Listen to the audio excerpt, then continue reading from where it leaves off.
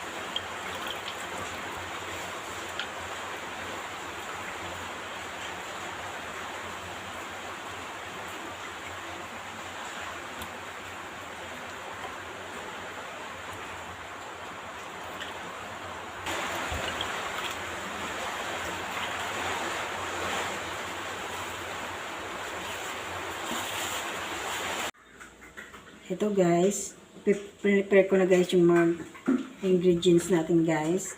Sili, sibuyas, bawang, pamenta, tsaka laurel, dahon ng laurel. At lalagyan din natin guys ng luya. Ayan.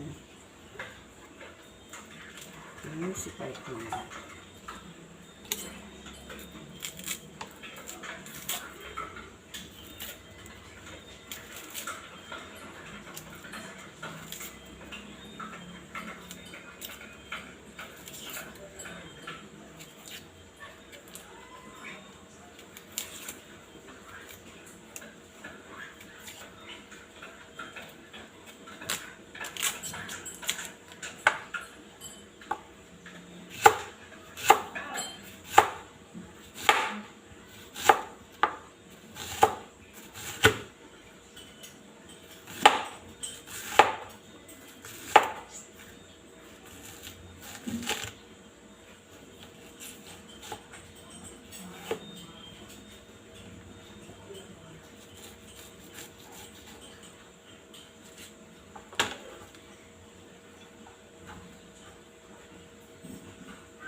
May tinta pa guys, so ayan o. Nung sa pusit guys, hindi pa naaalis.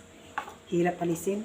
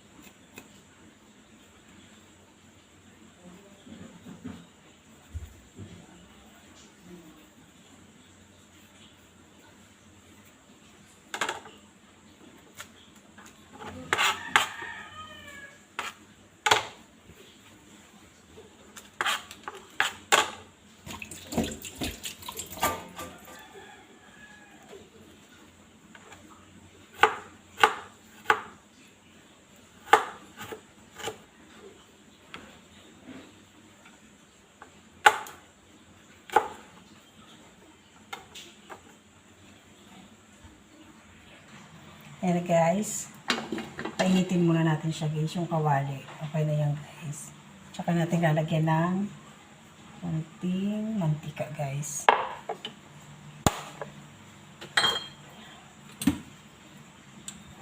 Ganito.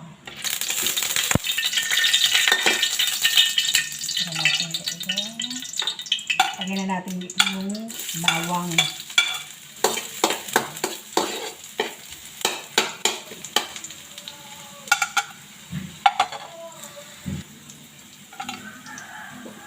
Sibuyas guys. Sabayan natin yung sibuyas guys. Tsaka yung luya guys. Ayan o.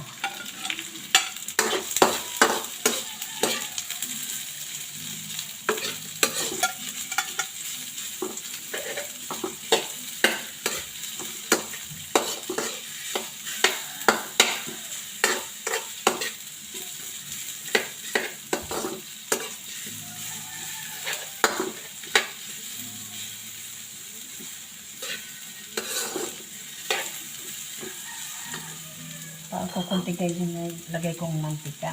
Lagyan natin ulit ng konti lang. Kukunti kasi yung nalagay ko pang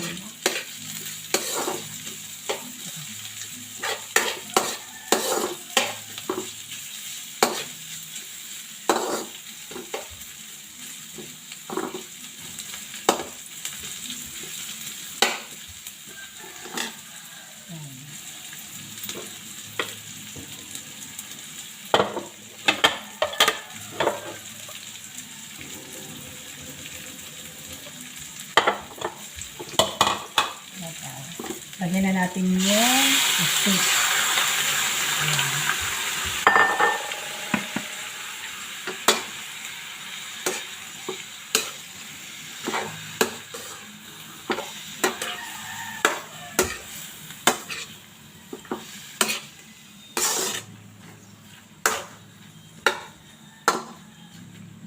Takpan natin yan guys.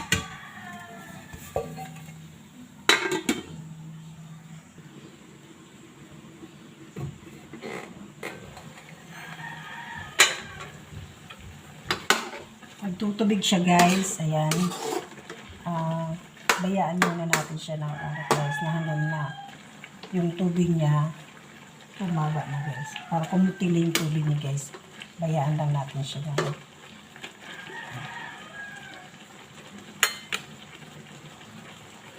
Takpan ulit natin guys.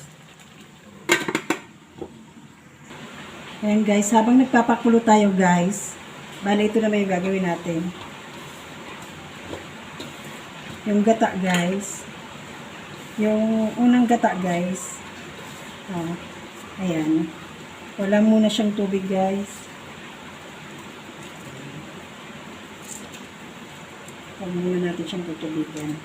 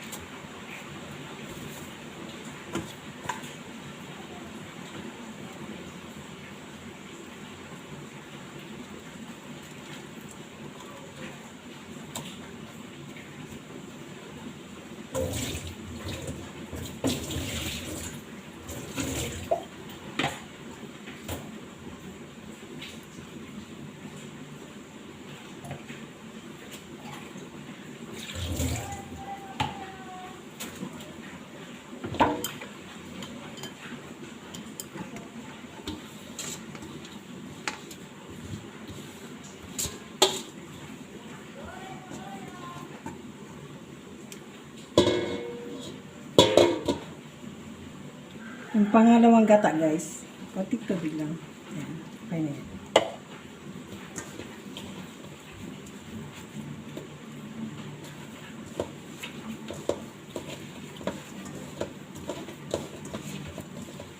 At uliin lang natin.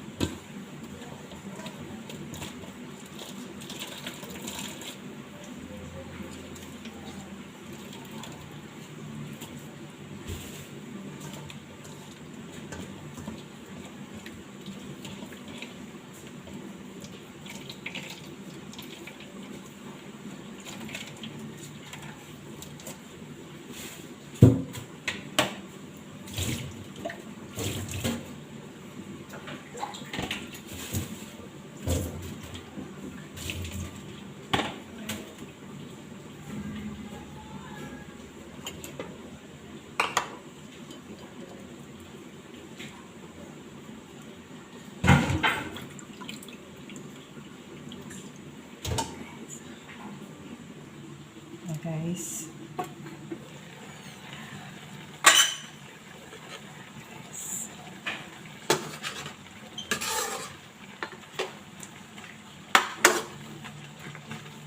Lagyan na natin siya guys ng sili. Tsaka yung dahon ng laurel guys, lagyan na natin siya.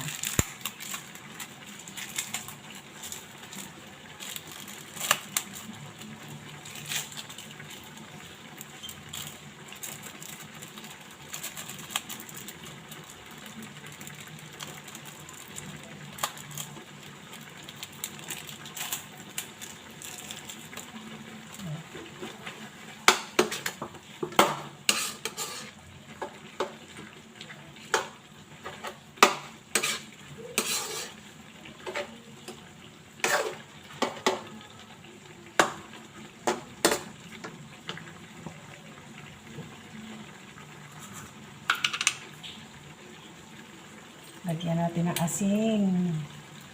Yan guys, asin. Ang tama lang.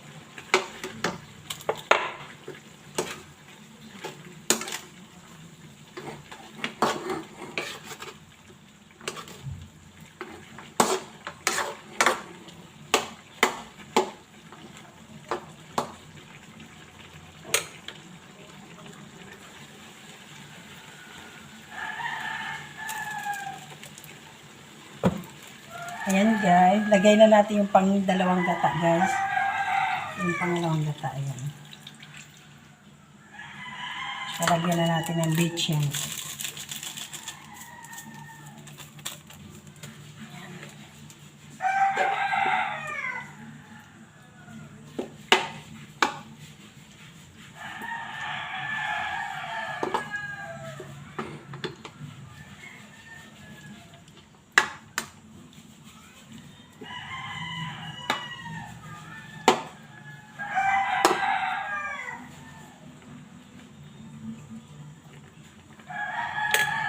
Yan, pakaluin lang natin siya guys. Konting pakulo lang. Mga 5 minutes guys. Tsaka natin ilalagay yung isa pang gata.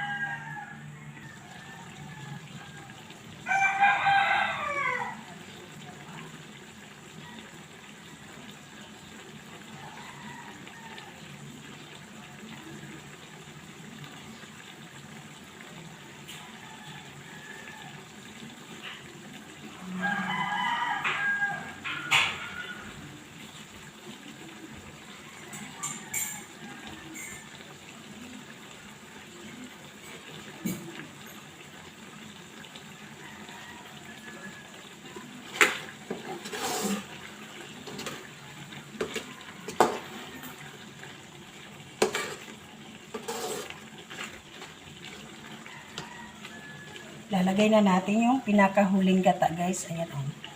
Pinakahuling gata.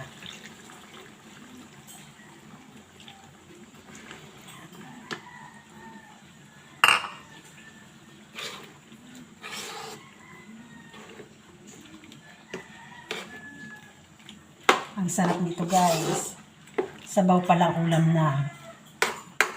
Gawin nyo rin to sa bahay nyo guys. Sarap yan. Mapapadami yung kain nyo ng kanin nito guys. Yan. 5 minutes lang guys. Hintayin natin siyang maluto lang yung gata niya guys.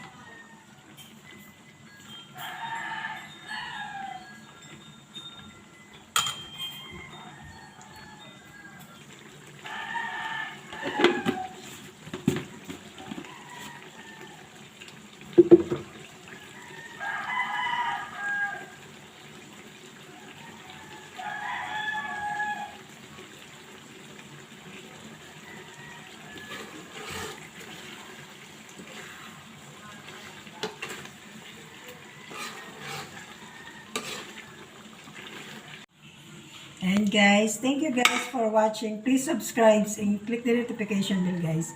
Thank you.